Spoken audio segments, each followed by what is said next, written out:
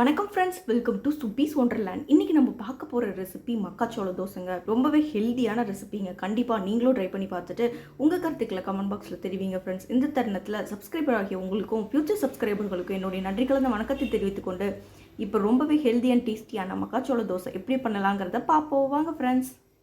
மக்காச்சோள தோசை செய்கிறதுக்கு ஃபஸ்ட்டு நம்ம மாவு அரைக்கிறதுக்கு என்னென்ன பொருட்கள் தேவைங்கிறத பார்த்துக்கலாம். 2 ஃப்ரெஷ்ஷான மக்காச்சோளம் உரித்து எடுத்துகிட்டு வந்திருக்கேன். அரை கப் அளவுக்கு பாசி பருப்பு ஒரு ½ அன் ஹவர் ஊற வச்சு எடுத்துகிட்டு வந்திருக்கேன்.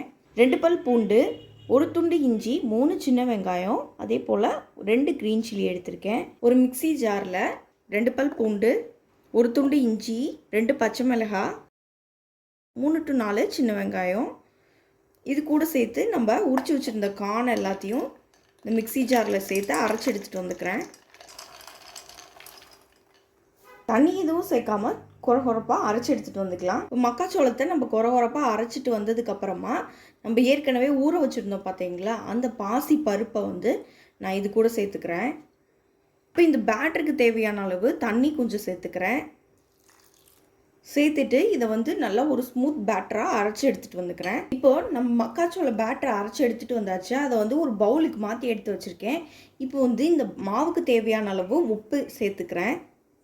இப்போ இது கூட கட் பண்ணி வச்சுருக்க கொத்தமல்லியும் சேர்த்துக்கிறேன். இது நல்லா மிக்ஸ் பண்ணிக்கலாம்.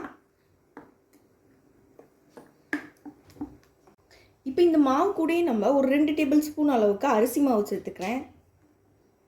அரிசி மாவு ஒரு நல்ல கிறிஸ்பினஸ் கொடுக்கும். நல்லா மிக்ஸ் பண்ணிக்கலாம். தேவைப்பட்டுச்சுன்னா கொஞ்சம் தண்ணியும் சேர்த்துக்கலாம்.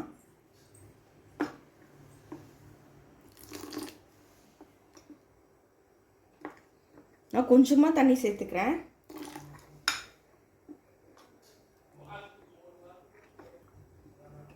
இந்த மாதிரி ஒரு தோசை மாவு கன்சிஸ்டன்சிக்கு மாவை நல்லா கலந்து எடுத்துகிட்டு வந்துக்குவோம். இப்போ ஒரு தோசை பேனை நல்லா ஹீட் பண்ணியிருக்கேன். தோசை ஊற்றிக்கலாம்.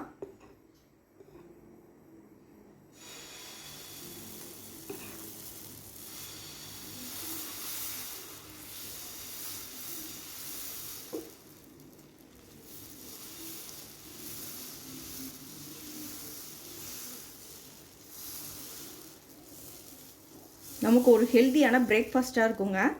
நம்ம டின்னருக்கும் கூட இந்த மாதிரி ப்ரிப்பேர் பண்ணி சாப்பிட்லாம். கொஞ்சமாக ஆயில் அப்ளை பண்ணிக்கிறேன். இந்த சோள தோசை செய்கிறதுக்கு ரொம்ப நேரம் எடுக்காதுங்க, ரொம்பவே குயிக்காக பண்ணிடலாம். இப்போ திருப்பிக்குவோம். பாருங்கள், ரொம்ப சாஃப்டாக இருக்கும் தோசை. நீங்கள் ரொம்ப கிறிஸ்பியாக வேணும்னு விருப்பப்பட்டீங்கன்னா அரிசி மாவு கொஞ்சம் எக்ஸ்ட்ரா ஆட் பண்ணிக்கலாம்.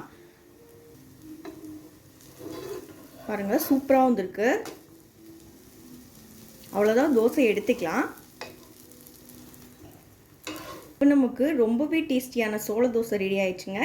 இதை ஒரு பிளேட்டில் சர்வ் பண்ணி எடுத்துகிட்டு வந்துக்குவோம். இப்போ நமக்கு ரொம்பவே ஹெல்தி அண்ட் டேஸ்டியான மக்காச்சோள தோசை ரெடி ஆயிடுச்சு ஃப்ரெண்ட்ஸ். இந்த ரெசிபி உங்களுக்கு பிடிச்சிச்சுன்னா எங்கள் சேனல் லைக் பண்ணுங்கள், ஷேர் பண்ணுங்கள், சப்ஸ்கிரைப் பண்ணுங்கள் அண்ட் உங்கள் கருத்துக்களை கமெண்ட் பண்ணுங்கள். மீண்டும் இன்னொரு நாள் ரெசிபியோட உங்களை மீட் பண்ணுறேன். அதுவரை உங்களிடமிருந்து விடைபெறுவது சுப்பீஸ் ஒண்டர்லேண்ட். தேங்க்யூ.